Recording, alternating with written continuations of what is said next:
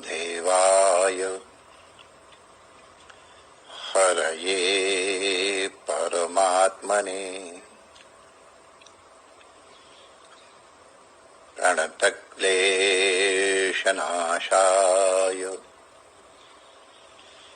श्रीगोविन्दाय नमो नमः। ठाकुर हमरे रमण बिहारी, हम हैं रमण बिहारी के। साधु सेवा धर्म हमारा, काम न दुनियादारी से। कोई भला कहो चाहे बुरा कहो, हम हो चुके रमण बिहारी के। हम हो चुके यमुना मैया के। हम हो चुके सद्गुरु प्यारे के। हम हो चुके रमण बिहारी के। श्री रमण बिहारी लाल की जय। श्री यमुना महारानी की जय। पूज्य सद्गुरुदेव भगवान की जय। सर्व संत हरिभक्तन की जय। आज के आनंद की जय। जय जय श्री राधे श्याम।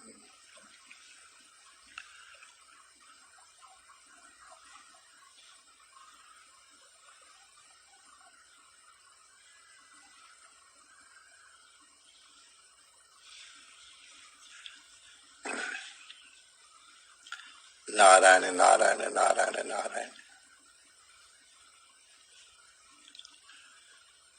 जैसे हमारा ये बाहर का शरीर है, वैसे ही एक शरीर अंदर भी है।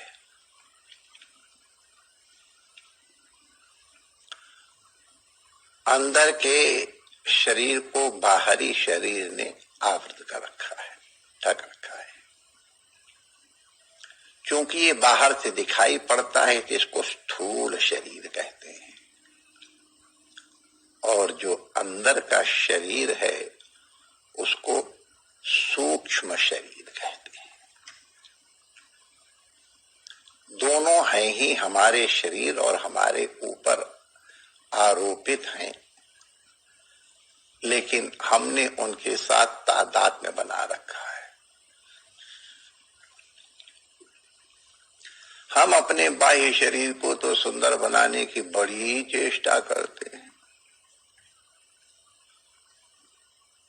अब मुझे नाम लेने में संकोच लगेगा। हमारे यहाँ एक जने हैं जब बाथरूम जाते हैं तो 1.5 घंटा लगाते हैं घड़ी देखकर।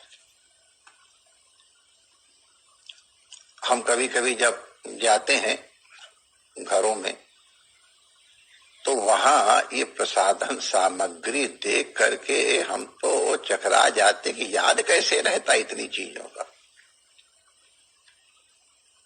ऐसे ऐसे महंगे महंगे साबुन, ऐसे ऐसे महंगे महंगे शैम्पू, फिर वो शरीर पे पोतने वाले और वो कुछ ऐसे ऐसे करने वाले, ऐसे ऐसे करने वाले।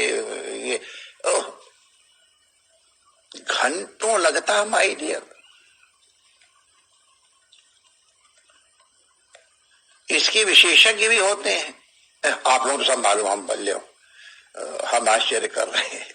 हाँ, तो जैसे हम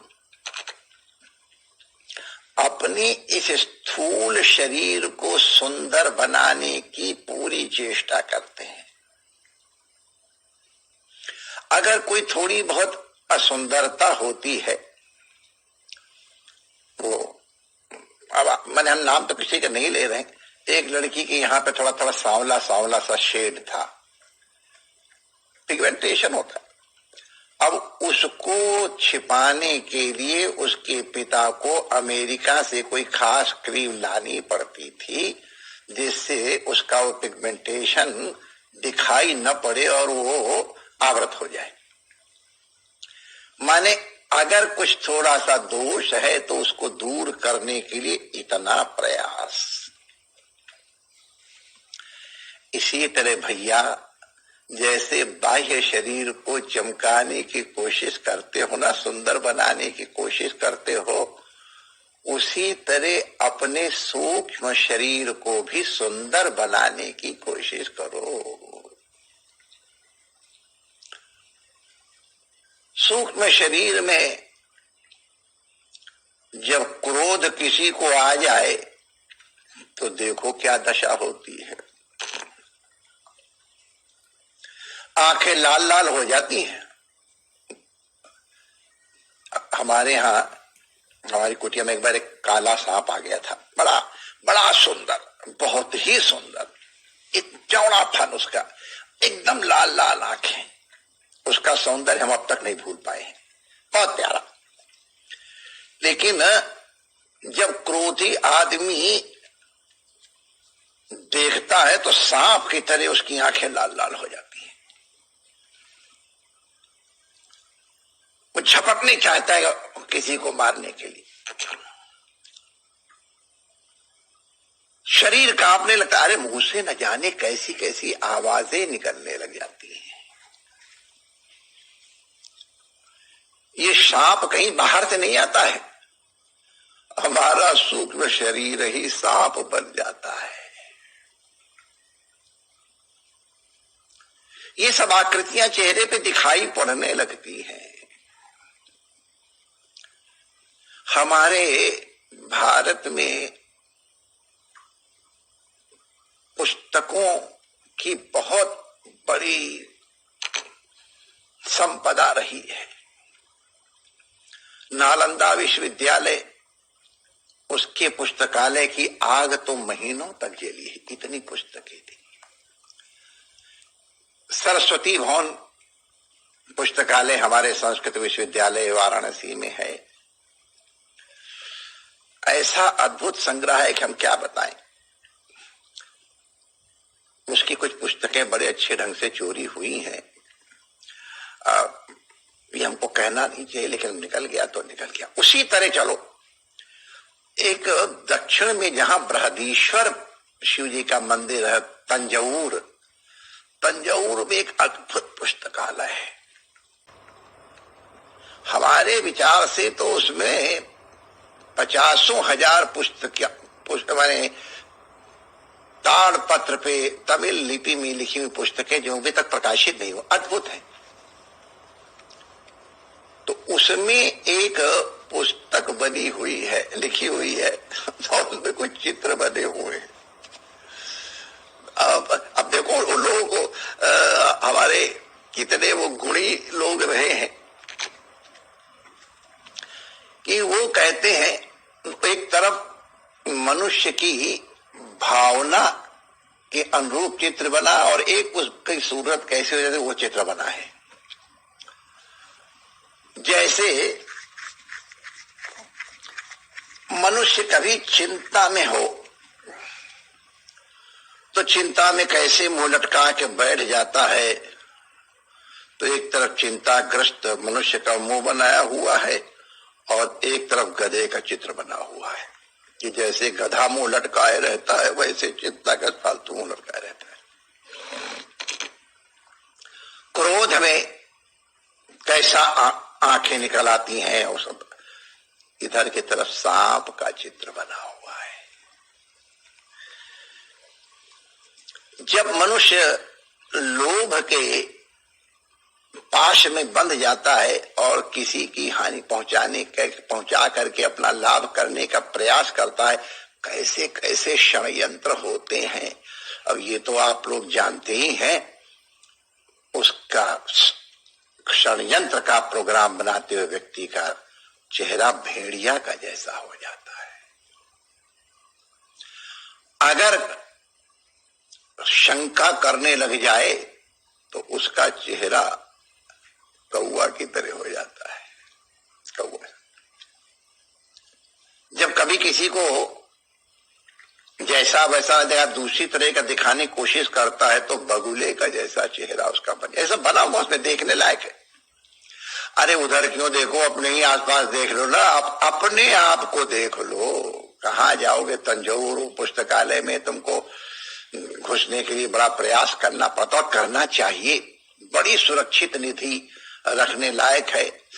तो हमको भगवान, तो क्रोध के आवेश में, लोभ के आवेश में हम कैसे कैसे हो जाते हैं। अगर वो कहीं पोल पट्टी खुल जाए तो हमारा स्वरूप क्या है दुनिया में पता चल जाए। ये तो भगवान हमारे सखा है ना, द्वा सुपर्णा सहजा सखाया। मित्र का स्वभाव होता है गुण प्रगट ही, गुण को प्रकट करते हैं और दोष है दुरावा, दोष को छिपा देते हैं। तो हमारे शरीर के ऊपर एक चमड़े की थैली लगा दी है और जिससे कि अंदर का जो हमारा विकृत रूप है वो दिखाई नहीं पाता है। अरे कई लोगों को मैंने देखा है अंदर मार गंदे संदे हैं, बदबू आ रहे, ऊपर से पाउडर पोत लिया इधर उधर और थोड़ा फुसफुस लगा लिया और बस निकल गए। और जरा कहीं कोई अंग खुला रह जाए तो पता चल जाए अंदर कितनी मैल है। वही दशा अपनी है।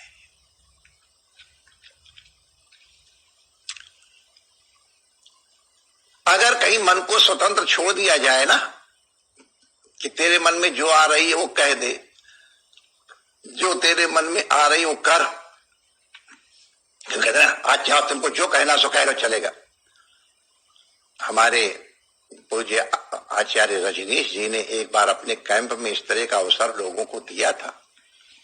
अरे किसी ने अपने कपड़े फाड़ दिए थे, कोई लौटने पोटने लगा, कोई कैसे कैसे चिल्लाने लग गया, तो कई जगह तो एकदम लंग धड़ंग हो गए। मन के आवरण ने, हमारे शरीर ने उसको बचा रखा है, लेकिन जैसे हम अपने इस स्थूल शरीर के सौंदर्य का ध्यान देखते हैं वैसे ही हमको अपने अंदर के शरीर का भी ध्यान रखना चाहिए, उसकी सफाई का ध्यान देना चाहिए। देखो जो अपना है उसके दोष दूर करने की कोशिश करो। दुनिया को आज तक कोई ठीक नहीं कर पाया है। दुनिया की चाल बेढंगी है। सबसे निकट अपना मन है तो सबसे पहले अपने मन को ठीक करने की कोशिश करो। तुम्हारा मन ठीक हो जाएगा तो संसार ठीक हो जाएगा। कोई मन बड़ा चंचल है, करा हुआ है, जैसे इंदुमती के स्वयंवर में और सब वरों के गुण दोष बताए गए, वैसे ही मन इसमें ये गुण है, ये दोष है, ये गुण है, तो संसार में यही देखता रहता है। अरे सबसे बढ़िया सुंदरतम वर तो हमारा कन्हैया है, उसको वर लो।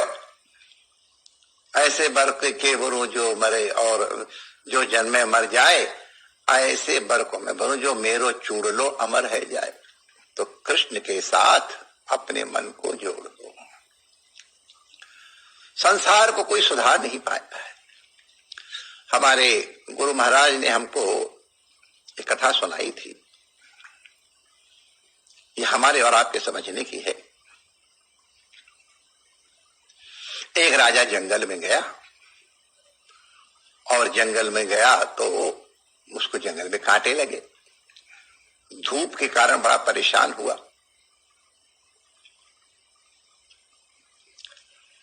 आंखें चिलचिलाने लग गई। लौट करके और उसने दरबार में अपने कहा, भाई ये तो बहुत बड़ी समस्या, इसको दूर करो। पैर में कांटे लगते हैं, धूप लगती है, आंखें चिलचिलाती हैं। तो किसी ने कहा महाराज ऐसा करें, जहां जहां आप जाए वहां वहां कारपेट बिछवा दिया जाए। चांदनी लगवा दी जाए, कांटों के सारे पेड़ कटवा दिए जाएं। इस तरह के सेक चिल्ली वाले सब प्रोग्राम बन रहे थे। अब बताओ, सारी धरती को कारपेट से ढक दोगे तो खेती कहां से होगी, लकड़ी कहां से आएगी। वहां एक समझदार व्यक्ति था, उसने कहा हुजूर, संसार को कहां से ढकोगे, अपने पैरों को ढक लो। सारे संसार में चंदोवा कहां करोगे, अपनी आंख पे और अपने सिर पे चंदोवा लगा लो। हुजूर, अपने पैरों में जूते पहन लो, अपनी आंखों में चश्मा लगा लो और अपने सिर पे छाता लगा लो। शायद उस समय हैट नहीं रही, वरना हैट की बात कह देते, छाता लगा लो। तो अगर हमने अपने पैरों में जूते पहन रखे हैं तो संसार में चाहे जितने कांटे हों, वो कांटे हमको असर नहीं करेंगे। जूते से हम सुरक्षित रहेंगे। संसार में चाहे कितनी धूप चिलचिला रही हो, अगर हमने चश्मा लगा रखा है तो मेरे नेत्र ठंडे रहेंगे। छाता लगा लेंगे तो धूप हमको कष्ट नहीं देगी। माय डियर, इसी प्रकार हमको अपनी सुरक्षा करनी है। संसार को आज तक कोई सुधार नहीं सका है। संसार को सुधारने जाओगे तुम ही उल्टे सुधर जाओ। कभी कभी कोई आदमी गुस्सा क्रोध कर रहा है, उसको समझाने की कोशिश करो, करते करते भाई हमको और होगा तो नहीं, हमको ही क्रोध आने लग जाता है, संपर्क कैसे हो जाता है। तो इस दृष्टि से अपना सुधार करो, तुम सुधरोगे जग सुधरेगा। अपनी दृष्टि सुधार लो, तुम्हारी सृष्टि सुधर जाएगी। संसार में रहना है तो कन्हैया का वर्ण कर लो। अगर उसका वर्ण कर लिया तुम्हारे मन ने तो फिर आंखों की सुरक्षा, कानों की सुरक्षा, मुंह की सुरक्षा, हमारे कर्मेंद्रियों की सुरक्षा सब हो जाएगी और आप अंदर से भी सुंदर हो जाओगे। बाहर से सुंदरता तो स्वाभाविक है, वास्तविक सौंदर्य तो आभ्यंतर है। अष्टावक्र बाहर से कैसे थे वो एक अलग बात है, लेकिन अंदर कितना बड़ा ज्ञान का प्रकाश उनके अंदर था उस जग विदित है। हम जैसे अपने शरीर का सौंदर्य का ध्यान रखो, अरे वाह, बहुत जरूरी है, लेकिन जितना ध्यान इस शरीर का बाहर के शरीर के सौंदर्य का ध्यान रखते हो, उतना ही आभ्यंतर शरीर के, सूक्ष्म शरीर के सौंदर्य का भी ध्यान रखें तो कल्याण होगा। जय श्री कृष्ण।